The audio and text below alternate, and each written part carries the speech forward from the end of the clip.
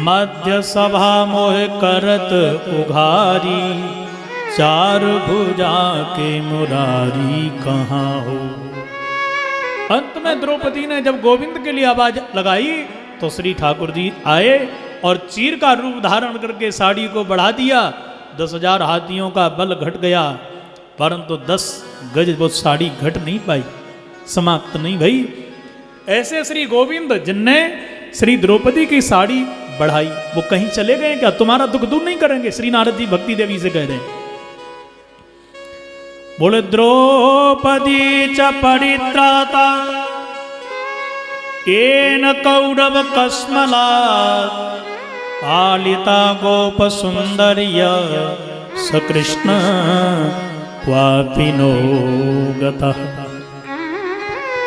ओ श्री कृष्ण कहीं चले गए क्या? अरे दूसरा दृष्टांत देखो, भगवान श्री कृष्ण ने काली नाम को मार के भगा दिया, पूरे ब्रजवासी प्रसन्न हो गए। ब्रजांगनाएं पहले नंबर पे अपने अपने हाथर में गागड़िया लेकर के चल पड़ी।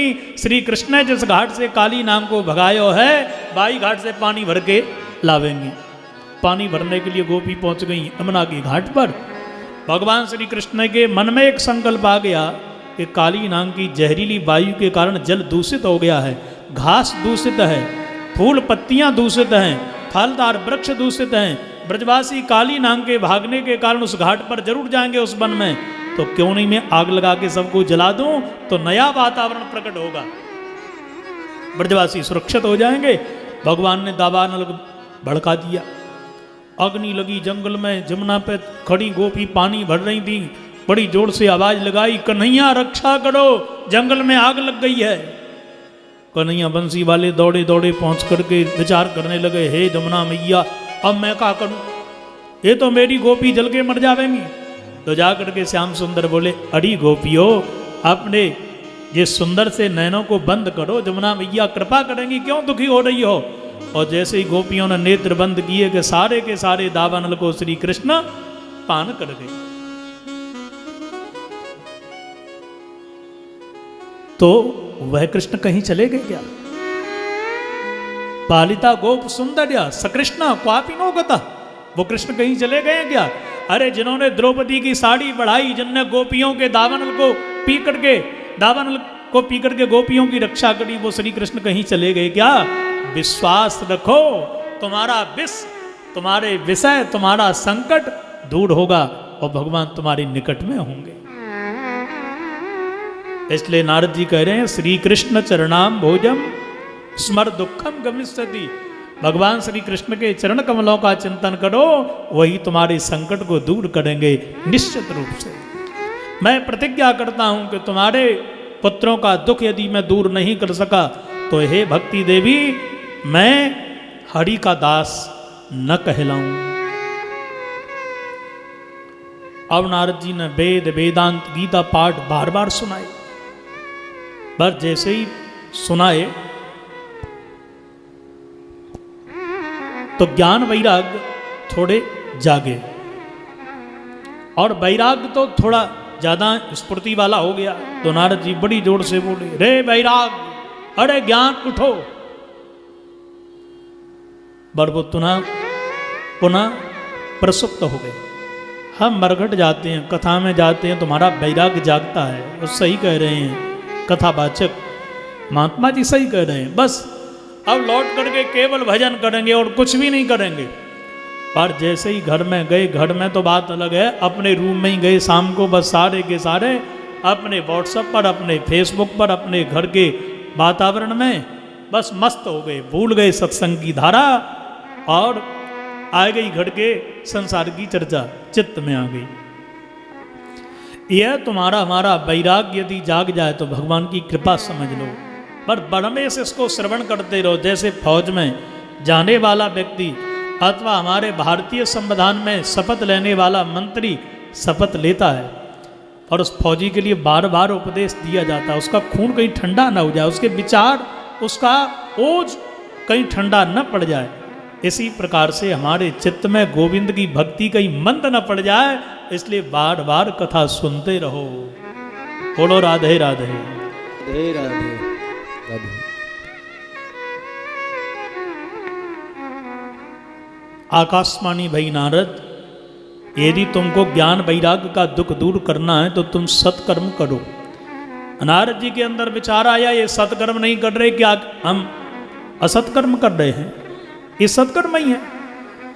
आकाशवाणी पुनः वचन बोलने लगी, नारद जी सत्कर्म की व्याख्या तो तुम्हारे लिए 4 साधु बतावेंगे। अब नारद जी बड़े परेशान, ये 4 साधु कहाँ मिलेंगे? सत्कर्म की व्याख्या क्या है? नारद जी भक्ति देवी से बोले, देवी दोनों पुत्रों के साथ में तुम यहीं रहो, हम अभी तुम्हारे पुत्रों का समाधान खोज करके आते हैं। अब प्रतिज्ञा तो ये कर बैठे थे कि ये तुम्हारे पुत्रों का दुख दूर नहीं कर पाए तो हरि के दास न कहलाएं। तुम सच्चे मन से संकल्प करो, यदि तुम्हारा संकल्प सच्चा है तो श्री बिहारी जी तुम्हारे संकल्प को पूरा करेंगे। संकल्प इंसान करता है, पूरा भगवान करता है। एक याद रखना जीवन में, तुम्हारे यदि विचार ठीक नहीं है, तुम्हारा उद्देश्य ठीक नहीं है, तो संकल्प करो चाहे विकल्प करो, तुम्हारा काम कभी पूरा नहीं होगा। ये मेरा संकल्प है, प्रारंभ कर रहा हूं, अब दीपक जला दिया है, रक्षा करना तेरा काम है। ठाकुर जी रक्षा करेंगे। बोलो राधे राधे। राधे राधे। श्री नारद जी चले, सब बड़े बड़े विद्वानों से साधुओं से पूछा, कोई मौन हो गए, कोई समाधि लगा गए, कोई पलायन कर गए। नारद जैसे तत्ववेत्ता जिन प्रश्नों का उत्तर नहीं जानते, वो हम तुम क्या जान सकते हैं? अंत में दौड़े दौड़े बद्री नारायण के निकट में जब गए तो श्री नारद जी भागते जा रहे थे, सनकादियों की दृष्टि पड़ गई। संत की दृष्टि भी यदि भगवान की तो पड़ ही जाए, कहना ही क्या है, पर सच्चे साधु की दृष्टि तुम्हारे ऊपर पड़ गई तो समझ लो ये भगवान की ही कृपा है। नारद जी के ऊपर तो 4 संतों की दृष्टि पड़ गई। अरे नारद भैया, सनत कुमार जी बोले कहाँ जा रहे हो? इतकू सुनो, कहाँ जा रहे हो? नारद जी ने पूरी की पूरी कथा कह डाली। वो कहा, महाराज 4 साधुओं को खोज रहा हूँ सत्कर्म की व्याख्या जानने के लिए। चारों कुमार बोले, सनकादि वो 4 साधु हम ही तुम्हारे सगे भाई हैं। अरे महाराज, मैं कहाँ कहाँ खोज रहा था, मुझे क्या पता कि मेरे सगे भैया ही मेरे 4 साधु मेरा समाधान करेंगे। पर महाराज ये बताओ कि सत्कर्म की व्याख्या क्या होती है, सत्कर्म का अर्थ क्या होता है? चारों साधु कह रहे हैं, बोले सत्कर्म सूचको नूनम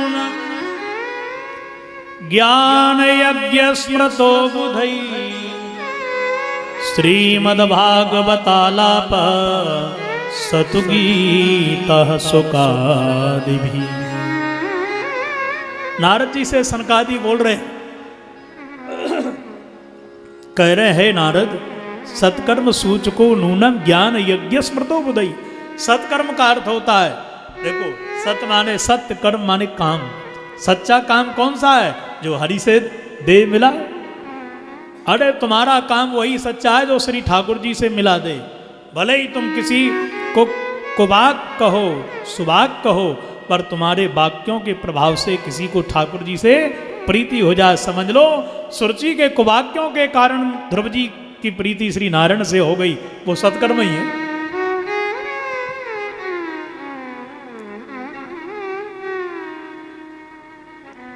सत्कर्म माने ज्ञान यज्ञ, सीधा अर्थ। यदि तुमने भोजन करवा दिया, किसी को वस्त्र दिए, तो कितने दिन की भूख, कितने दिन के उसका शरीर ढकेगा? 2 महीने के लिए भूख कितने दिन, घंटे की, 4 घंटे की खत्म हो गई, फिर भूख लगेगी। यदि तुमने उस बालक के लिए किसी अज्ञानी को पढ़ा दिया, एक बालक पढ़ लिख करके एक परिवार को चलाएगा, उसको भोजन देगा, तो सबसे बड़ा तुम्हारा धर्म हुआ कि नहीं हुआ? तुम्हारे ज्ञान के प्रभाव से किसी के माथे पर, किसी के नेत्रों में जो आंसू आ रहे हैं, खुशी आ जाए, उससे बढ़िया सत्कर्म कोई नहीं है।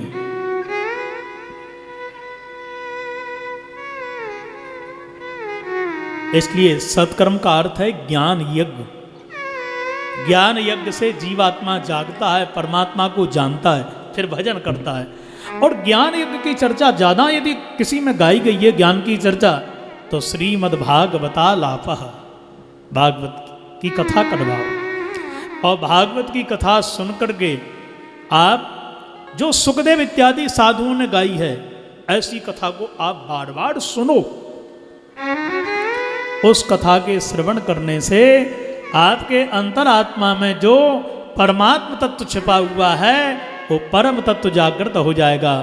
कहीं भटकने की जरूरत नहीं, आप अंदर ही उसका अनुभव करोगे। बोलो राधे राधे। हे राधे।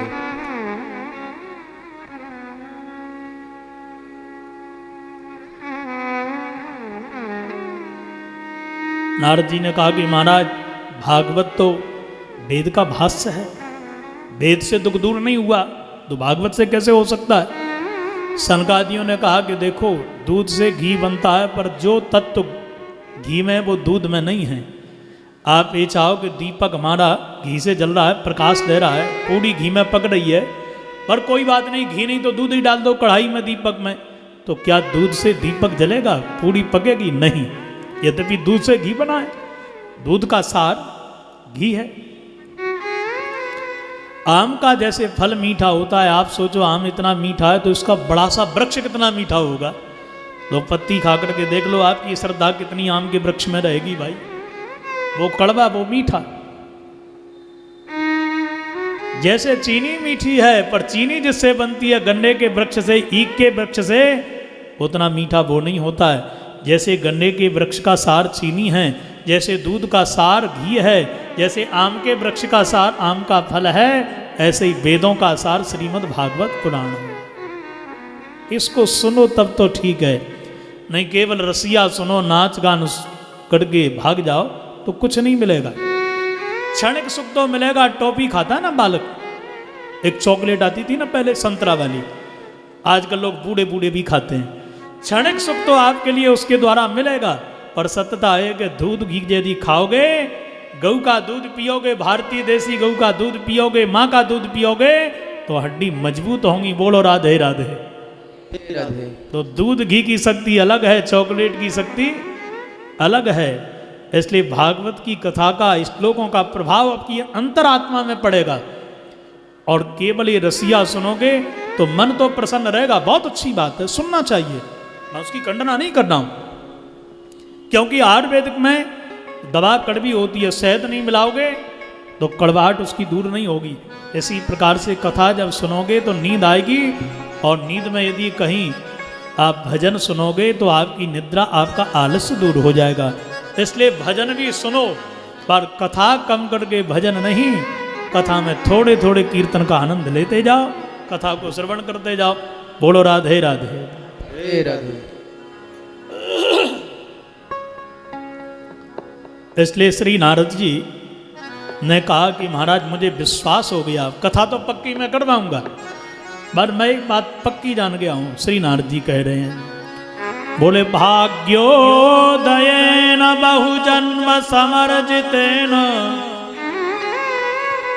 सत्संगमं च लभते पुरुषो यदा वै अज्ञान हेतु कृतमोह मदान्धकार नासं विदाय हि तदो दयते विवेकः।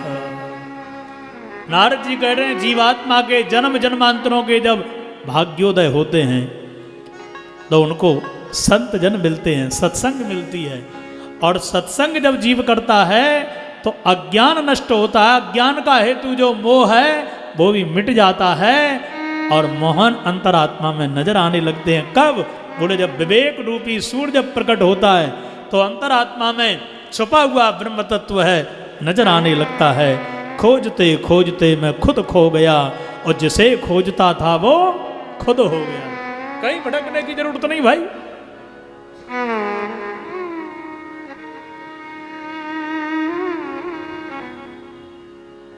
इसलिए भगवान से प्रार्थना करो, मुझे भी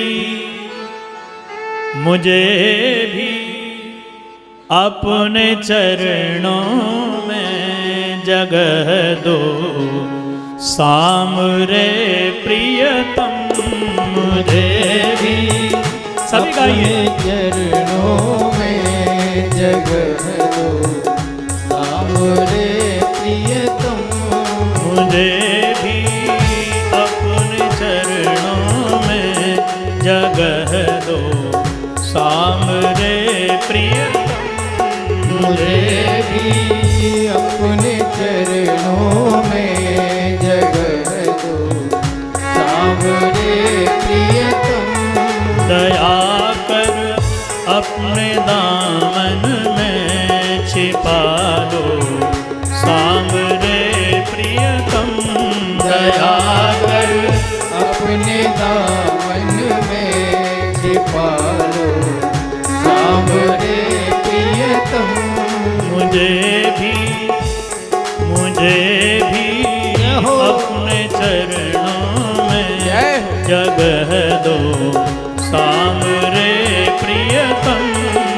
मुझे भी सभी गाइए बड़े भाव से। चरणों में जगह दो जय हो।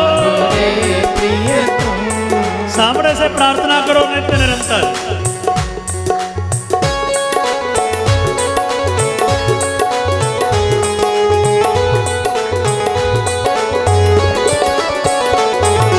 जय हो।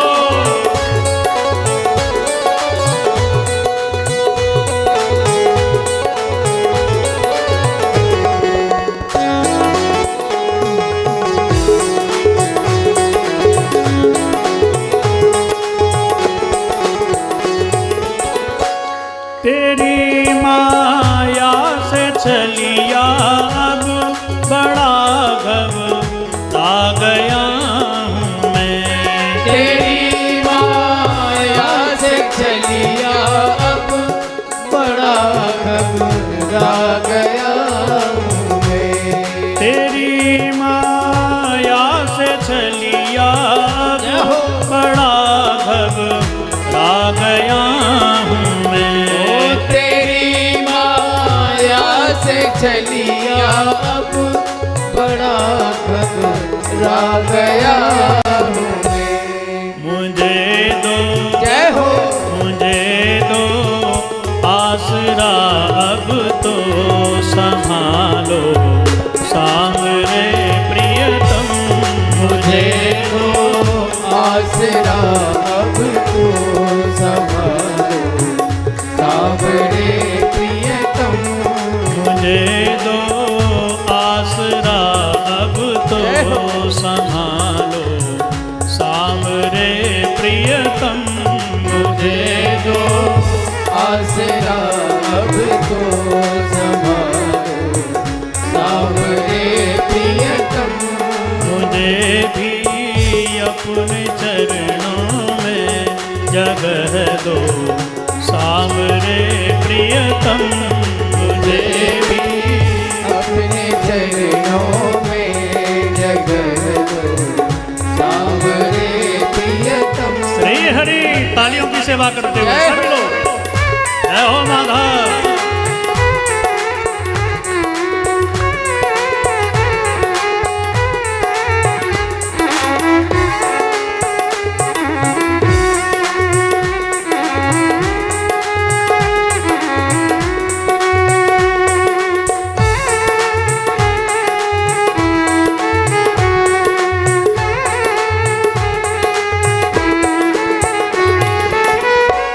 मैं काबिल तो नहीं लेकिन तुम अपनी मेहरबानी से।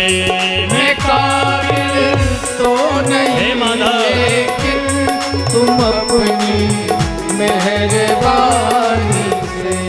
मैं काबिल तो नहीं लेकिन तुम अपनी मेहरबानी से।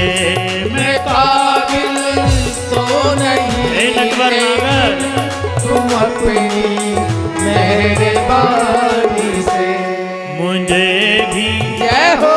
मुझे भी देख करुणा कर संभालो सामरे प्रियतम। मुझे भी देख करुणा कर संभालो सावरे प्रियतम। मुझे भी अपने चरणों में संभालो सामरे प्रियतम। मुझे भी अपने चरणों में जगह दो सावरे प्रियतम। दया कर अपने दामन में छिपा लो सामरे प्रियतम। दया कर अपने दामन में छुपा दो सावरे प्रियतम। जय राधे राधे गोविंद गोविंद राधे। जय राधे राधे गोविंद गोविंद राधे। जय राधे राधे गोविंद गोविंद राधे। जय राधे राधे गोविंद गोविंद राधे। गोविंद राधे बोलो गोपाल राधे। गोविंद राधे बोलो गोपाल राधे। गोविंद राधे बोलो गोपाल राधे। ऐसे नहीं भाई, देखो एक कथा में ताली अपन बजाते हैं ना, नचते हैं, परिक्रमा गिरिराज जी की लगाते हैं, बिहारी जी नंगे पैर जाते हैं, कोई धार्मिकता नहीं है, विशुद्ध विज्ञान है, ये चिकित्सा पद्धति है। अपन ताली लगाते हैं ना, ये ताली एक्यूप्रेशर चिकित्सा है, और नंगे पैर नाचते हैं, एक्यूप्रेशर चिकित्सा है। हार्ट अटैक नहीं पड़ेगा, ब्लॉकेज खुल जाएंगे, आंखों की रोशनी बढ़ जाएगी, एक नहीं 6 रोग आपके जड़ से मिट जाएंगे। इसलिए मंदिर में नंगे पैर जाना, रसोई में नंगे पैर काम करना, ताली बजाना, नृत्य करना, ये विशुद्ध विज्ञान है। इसलिए बड़े भाव के साथ में ताली लगाते हुए हरे हरे जय हो।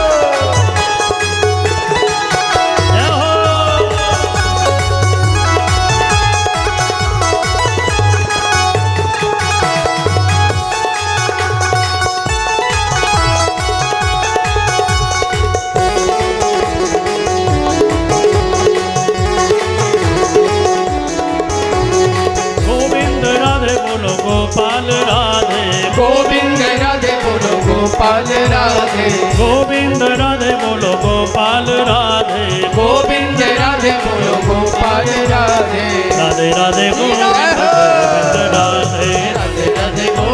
गोविंद राधे, राधे राधे गोविंद गोविंद राधे, राधे राधे गोविंद गोविंद राधे, राधे राधे गोविंद गोविंद राधे, राधे राधे गोविंद गोविंद राधे, राधे राधे गोविंद गोविंद राधे। गोविंद राधे बोलो गोपाल राधे, गोविंद राधे बोलो गोपाल राधे, गोविंद राधे बोलो गोपाल राधे, गोविंद राधे बोलो गोपाल राधे। जय राधे राधे गोविंद राधे। गोविंद राधे, गाइए गोविंद गोविंद राधे, जय राधे राधे गोविंद गोविंद राधे, जय राधे राधे राधे गोविंद गोविंद राधे, राधे राधे गोविंद गोविंद राधे, राधे राधे गोविंद गोविंद राधे, बोलो राधे राधे गोविंद गोविंद राधे, राधे राधे गोविंद गोविंद राधे, जय राधे राधे गोविंद गोविंद राधे, राधे राधे गोविंद गोविंद राधे, जय राधे राधे गोविंद गोविंद राधे, राधे राधे गोविंद गोविंद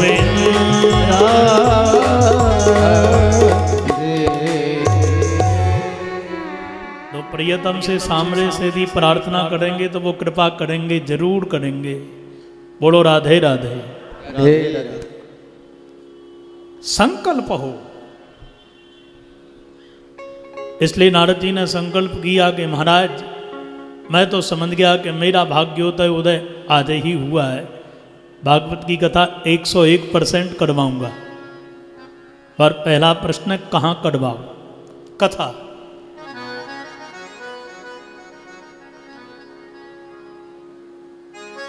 दवा लेते हैं तो पहले अपन विचार करते हैं कि किस डॉक्टर से दवा कटवाएं, ऑपरेशन कहाँ कटवाएं।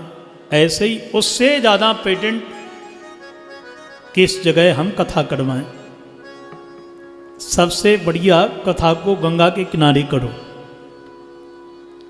गंगा के किनारे नहीं जा सकते तो तीर्थ में जाओ, और ये तो वृंदावन धाम श्री ठाकुर जी का घर है तो सर्वोत्तम है, इससे बढ़िया और क्या होगा। और यदि कहीं वहाँ भी जगह न मिले तो किसी शिव मंदिर के प्रांगण में कोई सार्वजनिक स्थल पर करो, और वहाँ जगह नहीं मिले तो जहाँ भी जगह मिल जाए वहाँ करो। इसलिए सबसे बढ़िया हरिद्वार चुना गया। गंगा द्वार समीपेस्तु तटमानंद नामकम, जहाँ पर पूरे श्रद्धालु जाकर के स्नान गंगा जी में करेंगे, तन पवित्र होगा। भागवती गंगा की कथा, भागवती कथा यदि सुनेंगे तो उनका मन पवित्र होगा, और तन मन जहाँ पवित्र होगा तो मनमोहन तो कृपा करेंगे ही। बढ़िया व्यवस्था नारद जी के द्वारा भाई अलग अलग बैठने की सबकी व्यवस्था हरिद्वार में करी। 4 प्रवक्ता सज्जनों बैठे हैं, श्री सनक सनंदन सनातन और श्री सनत कुमार जी महाराज। कथा प्रारंभ भई। सबसे पहले भृगु जी गए, पांडाल में कोई नहीं था, सबको मना करके लाए तो बाद में भी भृगु जी आ रहे हैं। और कथा प्रारंभ जैसे ही भई तो सज्जनों पहला शब्द देखो कहाँ कथा हो रही है, हरिद्वार में। पर चित्त ऐसा बढ़िया लगा है ज्ञान वैराग भक्ति देवी का कि वृंदावन में पड़े हुए ज्ञान वैराग जो वृद्ध थे उनके अंदर चैतन्यता आ गई, और युवा बन करके कहाँ पहुँच गए, श्रीधाम वृंदावन से हरिद्वार पहुँच गए। और वृंदावन से जो गए एकदम तरुण, भक्ति सुतौ तौ तरुणौ गृहीत्वा प्रेमैक रूपा सहसा विरासी।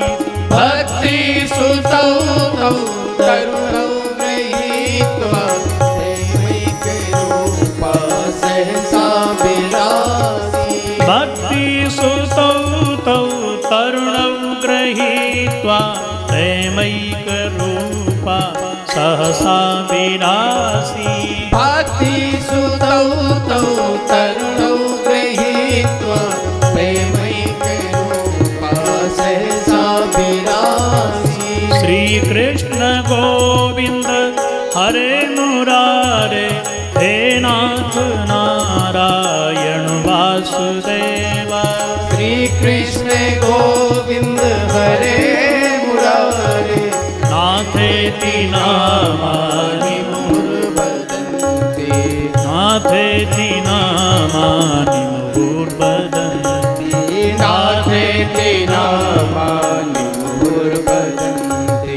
भक्ति सुतौ तौ तरुणौ गृहीत्वा प्रेमैक रूपा सहसा विरासी। भक्ति सुतौ तौ तरुणौ गृहीत्वा प्रेमैक रूपा सहसा विरासी। भक्ति सुतौ तौ तरुणौ गृहीत्वा प्रेमैक रूपा सहसा विरासी। भक्ति सुतौ तौ सभी गाइए। तरुणौ गृहीत्वा प्रेमैक रूपा सहसा विरासी। श्री कृष्ण गोविंद हरे मुरारे, नाथेति नामानि मुहुर्वदन्ति। श्री कृष्ण गोविंद हरे मुरारे, नाथेति नामानि मुहुर्वदन्ति। बोलो श्री कृष्ण गोविंद हरे मुरारे, हे नाथ नारायण वासुदेव। श्री कृष्ण गोविंद हरे मुरारे, हे नाथ नारायण वासुदेवा। हे नाथ नारायण वासुदेवा। हे नाथ नारायण वासुदेवा। बोलो हे नाथ नारायण वासुदेवा। हे नाथ नारायण वासुदेवा। हे नाथ नारायण वासुदेवा। हे नाथ नारायण वासुदेवा। हे नाथ नारायण वासुदेवा। हे नाथ नारायण वासुदेवा। हे नाथ नारायण वासुदेवा। हे नाथ नारायण वासुदेवा। हे नाथ नारायण वासुदेवा। हे नाथ नारायण वासुदेवा। हे नाथ नारायण वासुदेवा। हे नाथ नारायण वासुदेवा। हे नाथ नारायण वासुदेवा। हे नाथ नारायण वासुदेवा। हे नाथ नारायण वासुदेवा। हे नाथ नारायण वासुदेवा। हे नाथ नारायण वासुदेवा। हे नाथ नारायण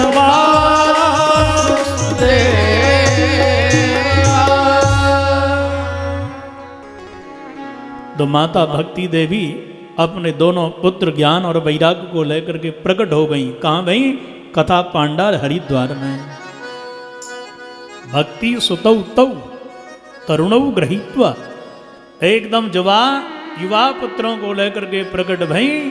और जैसे ही भक्ति देवी प्रकट भई तो प्रेम में मग्न होकर के और ज्ञान वैराग भक्ति माता के साथ में गा रहे हैं, हे कृष्ण, हे श्री कृष्ण, हे माधव, हे मुरारी, ऐसे नामों को बार बार गा रहे। बांडाल में प्रेम की वर्षा होने लगी।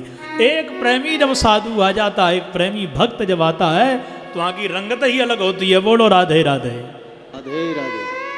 पूरे के पूरे पांडाल की तस्वीर बदल गई और एक तर्क पैदा हो गया ज्ञान वैराग्य भक्ति देवी तीनों बैठे कहाँ? तीनों का एक अभिन्न अंग है। जहाँ भक्ति वहाँ पुत्र तो होंगे, माँ है वहाँ पुत्र होंगे, और जहाँ पुत्र है वहाँ माँ तो होगी, रहेगी।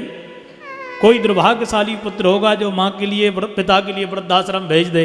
बड़े ज्ञान वैराग्य हैं, तीनों एक हैं। स्त्रियों के समुदाय में जाकर के ज्ञान वैराग्य के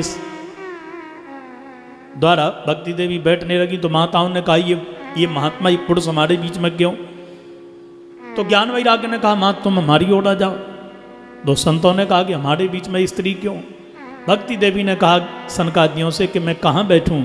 सनकादियों ने कहा कि तुम प्रत्येक श्रोता के हृदय में जाकर के बैठ जाओ। और भक्ति देवी ज्ञान वैराग्य को लेकर के जब बैठी तो भक्ति सूत्रोपनद्धा, जिस भक्ति सूत्र में श्री माधव भक्त के हृदय में बंध जाते हैं, वही भक्ति देवी प्रत्येक श्रोता के हृदय में बैठ गई। तो माधव तो प्रकट होंगे ही होंगे। सबके सब श्रोता जितने भी थे सज्जनों प्रेम में मग्न हो गए। और प्रेम में मग्न होकर के जब कथा सुनने लगे तो श्री माधव चार भुजा के रूप में श्री बांके बिहारी नारायण के रूप में प्रकट हो गए। सुंदर जिनका स्वरूप है, पीतांबरधारी चार भुजाधारी। आप जैसे ही प्रकट भये कि जितने भी श्रोता थे सारे के सारे श्रोता अब बैकुंठ को जा रहे हैं। बोलो लक्ष्मी नारायण भगवान की जय। कांची कलाप घनश्याम श्री प्रभु का रूप मधुर निहार करके जितने श्रोता थे सबके लिए विश्राम गति मिल गई। बैकुंठ की यात्रा करके जा रहे हैं। भगवान की कृपा सब में बरसी। नारद जी ने पूछा ये तो आश्चर्य है। नारद जी ने देखा भी। क्या देखा? बोले जितने भी जीव जंतु हैं, पुण्यात्माओं की बात नहीं है, जितने भी हिंसक पशु हैं, हिंसक जीव जंतु हैं, वह भी विमानों में बैठ करके बैकुंठ की यात्रा कर रहे हैं। शेर हैं, गीदड़ हैं, जितने जहरीले जीव जंतु हैं, जिनने कथा सुनी, जिनके कानों में भगवान की कथा पड़ी, भगवान की कथा से उसी इंसान का, उसी जीवात्मा का उद्धार हो गया।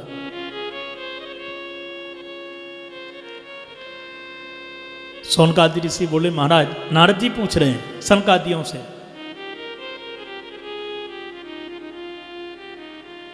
के विशुद्ध्यन्ति वदन्तु मह्यं सप्ताह यज्ञेन कथामयेन।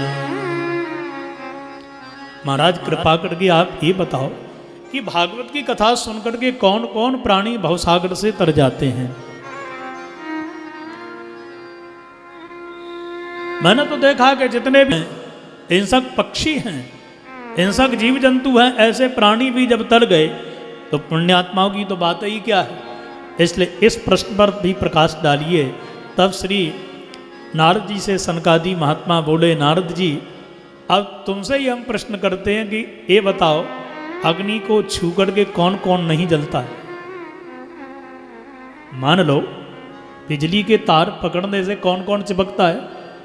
तो ये प्रश्न तो अटपटा है भाई। बिजली के तार के लिए कोई भी पकड़े, बूढ़ा हो, जवान हो, बच्चा हो, करंट तो लगेगा। अग्नि को कोई भी स्पर्श करे, अग्नि तो उसके लिए जलाएगी। इसी प्रकार से जो इंसान भगवान की कथा सुनेगा, भगवान की भक्ति में लीन होगा, भगवान तो उसका कल्याण करेंगे ही करेंगे। गंगा में जो डुबकी लगाए बाको ताप और पाप न मिटे, ऐसा संभव है क्या? कोई भी हो। इसी प्रकार से कैसा भी प्राणी हो, भगवान की कथा में बैठ जाए, भक्ति में लग जाए, वो चाहे एक दलित हो तो रैदास जी महाराज हैं, वह चाहे मुस्लिम समाज से हो तो रसकान जी महाराज हैं। ऐसे एक नहीं कई देखो आप कितने भक्त पैदा हुए। भगवान की भक्ति में कोई मजहब नहीं, कोई धर्म नहीं, कोई वर्ण नहीं, वहां तो भाव की गंगा में प्रवेश कर जाओ, भगवान उस गंगा में आपको भवसागर से पार लगा देंगे। वो धारा ही इतनी बढ़िया पवित्र है, पर उस धारा में गोता